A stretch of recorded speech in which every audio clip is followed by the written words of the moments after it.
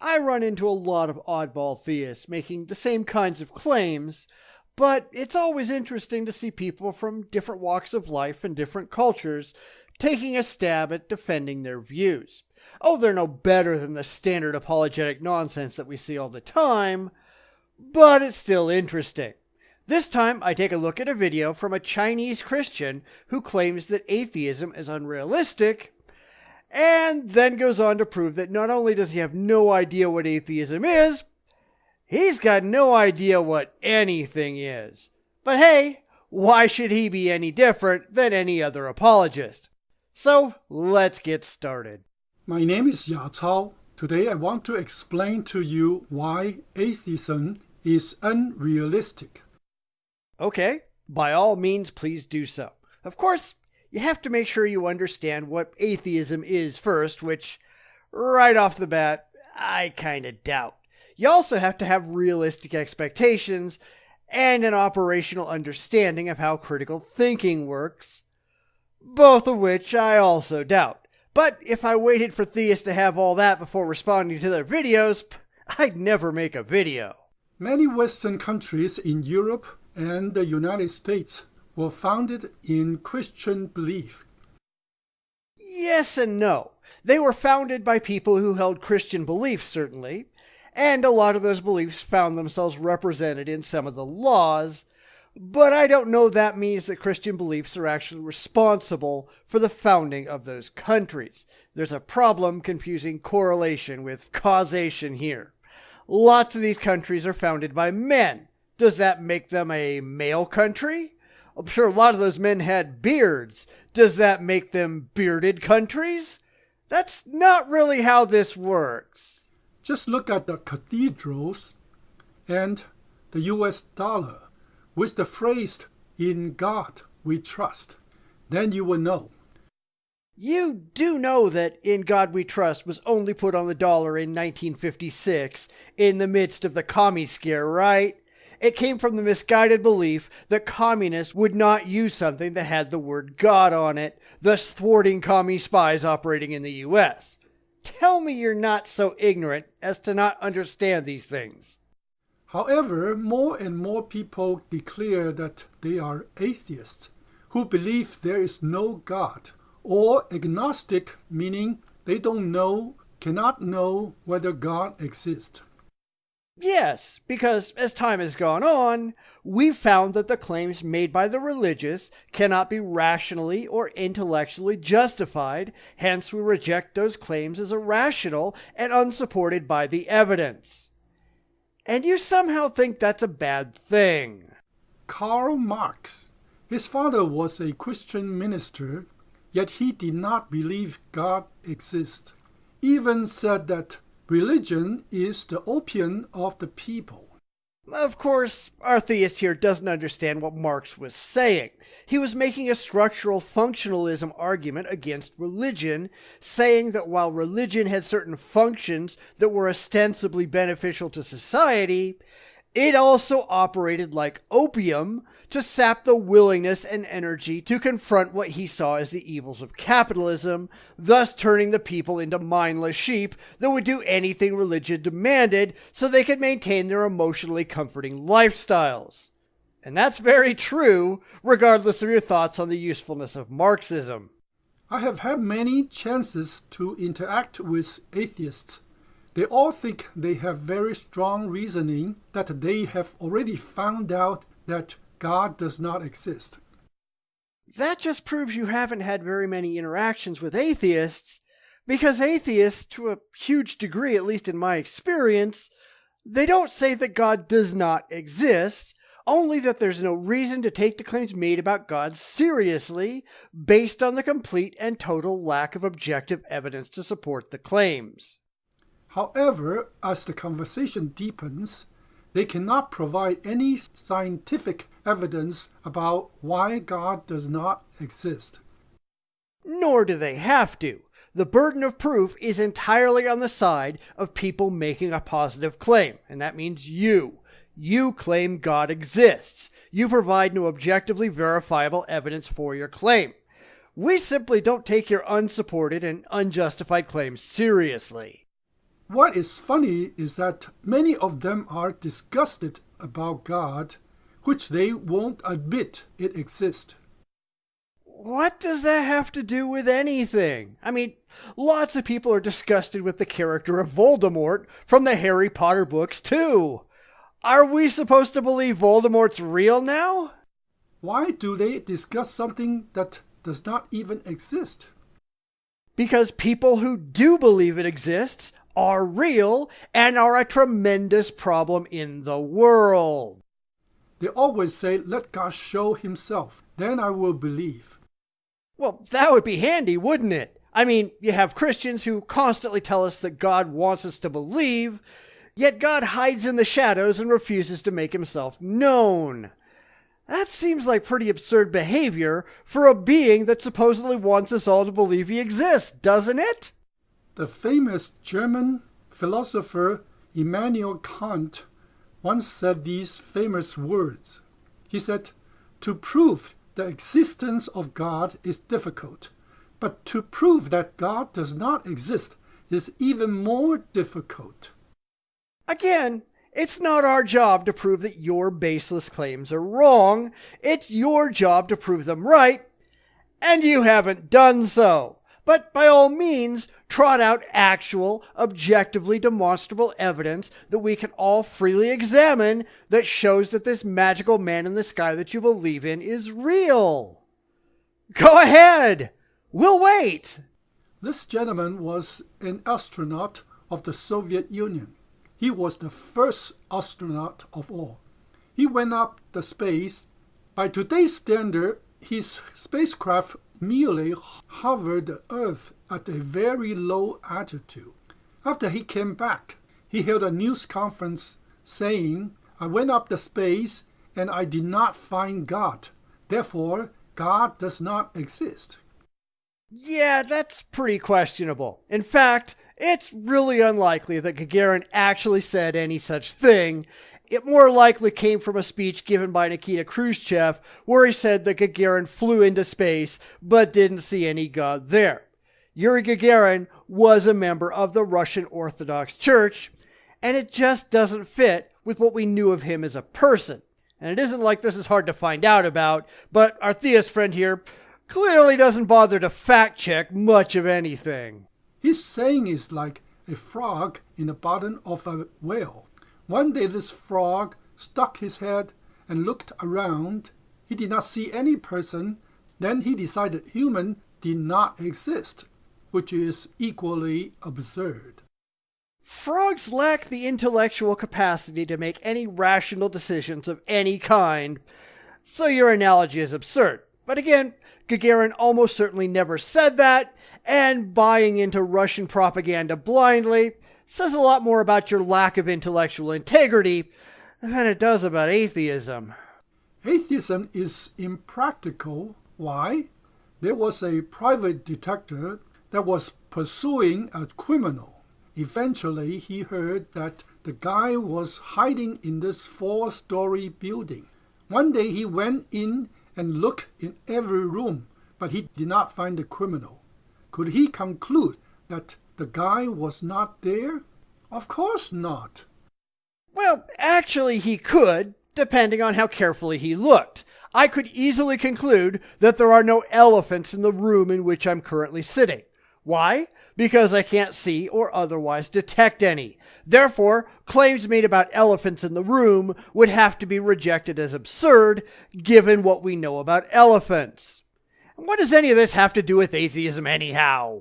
Because maybe when he went in, the guy slipped out from the back door. Or while he was looking for him, he was playing hide and seek with him. Well, if the guy went out the back door, then the conclusion is still correct, because he's no longer in the building. And to bring this back around to God, why would God be playing hide and seek with humanity, a humanity he supposedly wants to believe in him? It makes no rational sense whatsoever. You need to look at all places at all time to know that he is not there. Sure, if you're making a claim that God does not exist anywhere.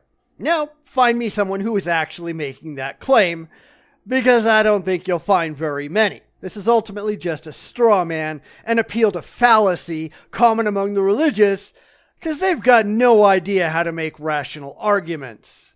If God exists, he must be infinite and eternal. Says who? Because there are tons and tons and tons of gods that man has made up over the years that are certainly neither infinite nor eternal. Just because the idea appeals to you doesn't make it either true or necessary. Therefore, you must go to every corner of the universe at all time to find God, in order to be sure that God does not exist. Many people demand the proof of God's existence, but we are finite and we live only a short time. How can anyone prove the infinite and eternal God? We can prove a lot of things about the universe, which is as close to infinite and eternal as you can demonstrably get. And the universe has no supposed conscious desire to be believed in and worshipped.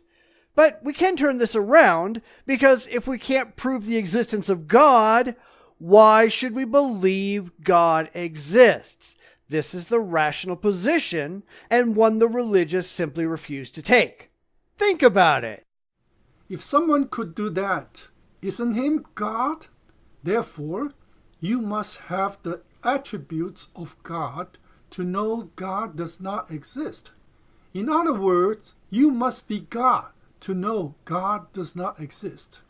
You can't do that. Therefore, it is impractical and unrealistic to say God does not exist. Still going with that straw man, huh? Well, that's not necessarily true. There are many formulations of God that are logically contradictory, that simply cannot exist in the real world. Hence, I don't have to have any of the imaginary characteristics of your God to know that that God is impossible, depending on how you choose to define him. Some people don't believe God exists because they believe in evolution. They think we are the result of random chances. Therefore, there's no need of God. Oh look, yet another Christian who has no clue what evolution is, I see. Evolution through natural selection doesn't work that way, sorry. But yeah, there is no need for God, even if we didn't have evolution or science or anything else. What you mean is a desire for God, a desire to know the answers to questions that you simply do not know the answers to. But I don't need that. If I don't know the answer to a question, I admit not knowing. I don't just make something up so I can pretend to know something that I do not. That's irrational. Is evolution scientific? I have another video called The Death Knell of Evolution. I use very simple biology and the probability to show that evolution is baseless. Hope you will watch it. And since everything in this video has been fallacious nonsense, abject ignorance, and empty claims, I'm not holding out any hope that you can take out hundreds of years of scientific knowledge with your video, sorry. But by all means, publish your findings in a peer-reviewed scientific journal and get your Nobel Prize. Let me know when that happens. If the human were the result of random chances, life would be meaningless. Why? Because no matter how long you will live, say 120 years, you are still like a spark. All of a sudden disappears in the infinite time of the universe. You don't know where you come from, and you don't know where you are going to. None of your offsprings after your grandchildren will even know you or remember you. Exactly what is the meaning of your life? Life doesn't have to have a meaning. It doesn't have to make you feel good. Biology doesn't have to be emotionally comforting. This is the fallacy from consequences, that because you don't like the potential consequences of a position, that position must be wrong. Yeah, try again. However, every morning you wake up, everything you do has meaning. you add all the meaningful things together, but ended up meaningless.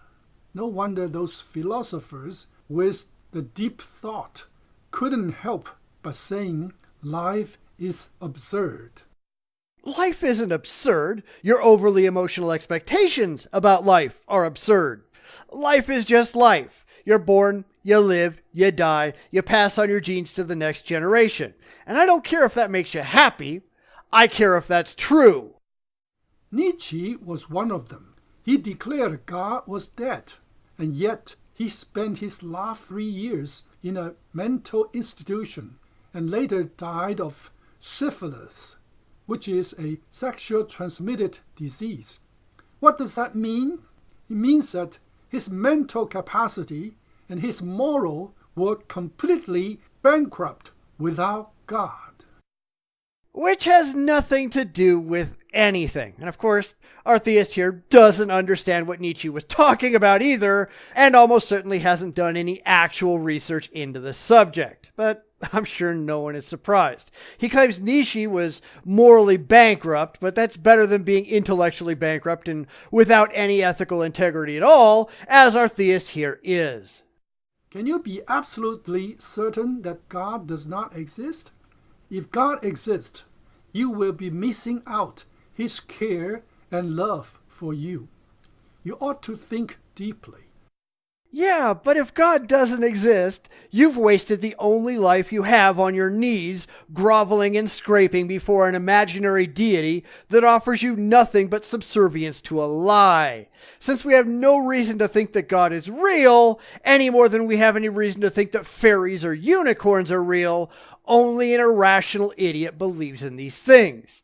I'm sorry, but you're on the wrong side of the intellectual divide.